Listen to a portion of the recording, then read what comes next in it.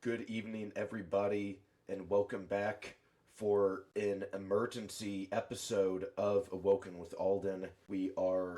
I am back talking to you, the Awoken, for the third time today via live stream. As always, I am your host, Alden S. Nance, and we have a critically important emergency broadcast show for you on this Saturday night.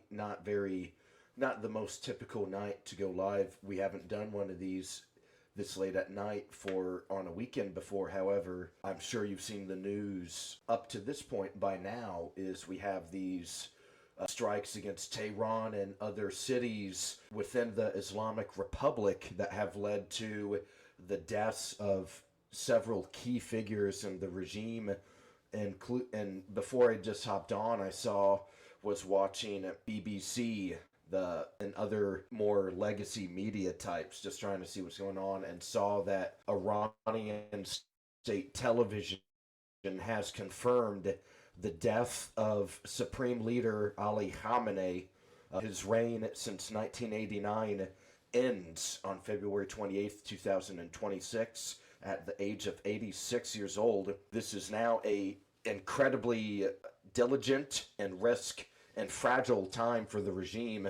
It hasn't been stress tested in this method and capacity since Ruhollah Khomeini died in 1989. Khamenei was plugged in, seen as loyal to the regime. He was the president of Iran, the third president of Iran at the time, plugged in. He made sense because he followed the ideals of and the goals of the 1979 Iranian Revolution, mentored by Ruhollah Khomeini. Just made sense, right? He had legitimacy that stretched from the revolution. But now the Republic is in a situation to where everybody that was relevant from the 79 revolution is now dead. Khamenei was really the last relevant guy that had the justification from the revolution, participated in it. He was exiled by the Shah himself, along with Khomeini. But now he is no longer on the chessboard. He's been taken off the chessboard, and the regime is going to have to figure things out if it wants to stick around at all. So it's a very heightened tension within the republic. And why do I say this in particular, right? We know Iran, about 35% of the population is 30 or younger. So that means they have no ties at all to the 79 revolution. They didn't experience it firsthand. Maybe parents or grandparents did, but maybe some of them have passed away or have lost some of the enthusiasm and might that they maybe once possessed, overthrowing the Shah. Maybe that's faded off in past decades as the regime certainly more authoritarian at this point. So it's a big crisis moment for the regime. I believe I saw a Fox News notification today when at the protest that I was covering. You should check that video out. One quick little side note: if you guys were there, there was one of the craziest ladies I've ever seen in my life, full-throated, screaming into one of these bullhorns, Trump is a pedo, Trump is this, I effing hate Trump. And we'll definitely get clips of that out here very soon. But in sidebar, those other 40 people that he was with that were killed, we're still waiting to see. We've heard potential successors. So the one upside for the Republic is that Khamenei was 86 years old. That's a very old individual, regardless. So they've been preparing, or at least probably have some plan in case if he ever had a heart attack or an aneurysm or died of some more natural cause. So they probably have some kind of emergency plan in place. But the question is, who is legitimate to the 79 revolution ideals? Who has somebody that the population can buy into? As we've seen, the population over the years has, with older people dying and younger people not having that touch to the revolution, there's a disconnect, obviously, there when it comes to the country and the leadership within the nation. So, excuse me, it is a very contentious moment right now following his death. That's an immediate consequence. We're not really sure of the Pergestian, I believe it's saying Pergestian, something of that nature. I believe that's how you pronounce the president's name. We don't know about his condition. And even though he wouldn't really be someone seen as a successor, the supreme leader's second eldest son, I believe it's Mohab Khamenei, would also be seen as a potential successor. We're not sure if he was at the compound. But you also have to remember that if the supreme leader's son was selected as the next supreme leader, it would go against the 79 revolution ideals. Because when they overthrew the Shah's father, Reza Shah, was the monarch before the last Shah. So there's having a bloodline succession could trigger a protest or a negative response. So even if he is alive or not, let's shove him to the side for potential successors. Something else that the United States and Israel, they've done very smartly is eliminate potential successors as well. Not just today or even within the last 365 days. Most notably, Qasem Soleimani, the architect of the Axis of Resistance, the head of the Revolutionary Guard, which has expanded tenfold under Khamenei, reported to Khamenei, incredibly loyal to the supreme leader. He was killed on January 3rd of 2020, was only second in popularity to Khamenei, would have made it sense as the next supreme leader, but he was killed, so that's gone now. So we're really looking at an identity crisis for the regime right now. We're not sure so in their constitution, there's this body referred to as the Assembly of Experts. It's an 88-member body of clerical personnel. We know Iran, its current government is a theocracy, so the supreme leader is not only the political leader, he's the spiritual leader as well. Almost the Catholics view the Pope, right, of Shiite Muslims all over the Middle East and the world, seen as a Pope-like figure. We're also, sorry, one second.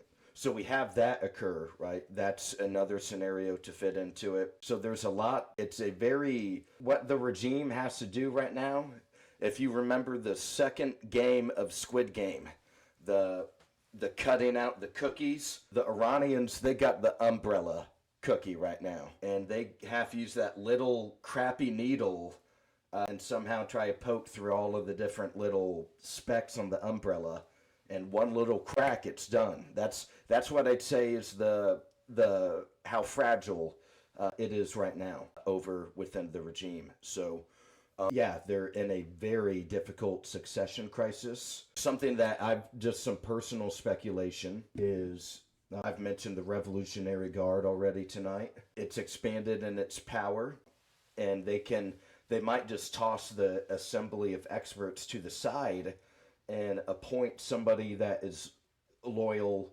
more in the Khamenei camp and the Revolutionary Guard camp. Make one of them the next supreme leader or Ayatollah, right? Just have some puppet or somebody that is automatically going to side with the Revolutionary Guard and make it a IRGC state. That's something I think is what's probably most likely. But what also is unlikely is that this is going to be the only day of attacks by the United States and Israel, right? So who knows who else is going to be killed or die, or who's going to turn on the regime, who's going to surrender. There could be, at least as of right now, it looks like Iran's missile defense program is more intact than probably the Israelis and the United States would prefer. That's just kind of my general feel of it. So, and that's that's their best, strongest card remaining now, is the missiles. We saw a couple of missiles penetrated in Tel Aviv, Israel, got through the Iron Dome, and struck civilian targets in downtown urban urban areas. The Iranians, they also retaliated by attacking several Gulf countries, particularly in Dubai, the United Arab Emirates, considered the world's only 7-star hotel. And why are they doing this? Well, we know that Saudi Arabia, right? They want Vision 2030. That's what MBS wants. He wants to shift away from the exclusive oil economy. He wants to bring people for tourism. He needs to find other oxygen pipes, other forms of financial oxygen to ideally grow the country while remaining a petro-state, but not rely that heavy on it anymore. So Iran retaliated with strikes against several of the Gulf countries and attacks against Israel with ballistic missiles. And we're going to keep kind of following that throughout this stream tonight, if they launch additional attacks or their next methods of planning. Okay, what's the next one? We also saw, as a response, Monday, the markets, I'm not sure how, maybe incredibly crucial or different, there will be, at least has to be some slight change, because Iran does possess another card that they have that is powerful, is that they operate and have sovereign control and authority over the Strait of Hormuz. Maybe you're not sure what the Strait of Hormuz is. It's about 20% of the global oil supply runs through this strategic choke point, and they have closed that.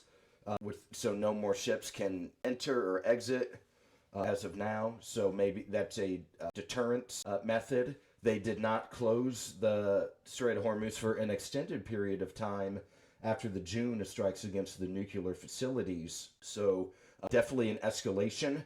Maybe they're realizing they're seeing the writing on the wall and they're running out of time, or maybe options, so they're growing a little more desperate. So that's their main retaliation so far.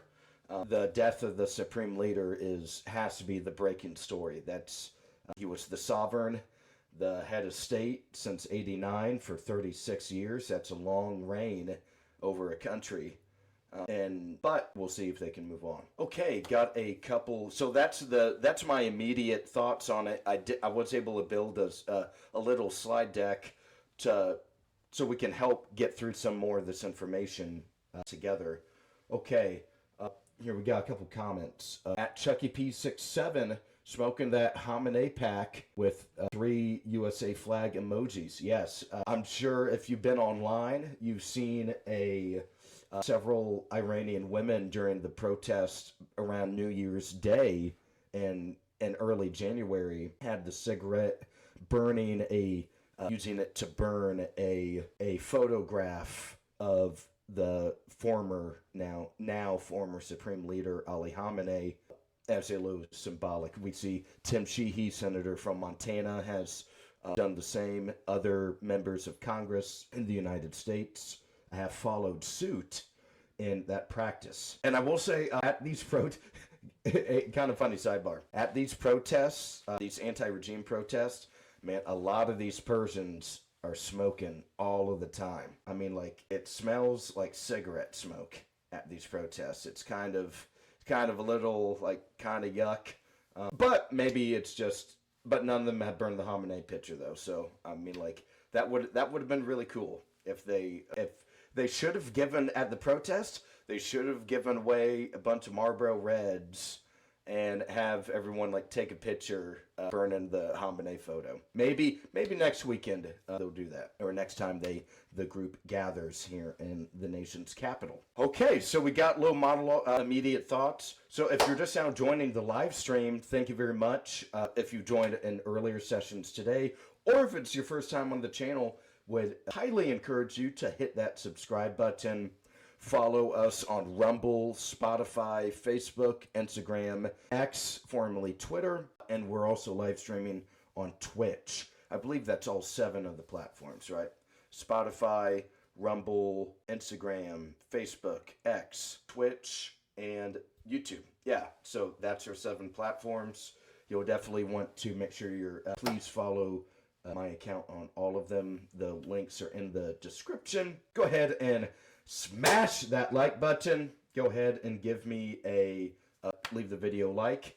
Join at Chucky P67 and Will Haynes TV, and the chat got a starting a little solid party in the chat room with the Khamenei pack with a bunch of USA flag emojis, and a comment from at Will Haynes TV 4944. Where's the goat emoji, crying face emoji, laughing face. Yeah, like who knows, man?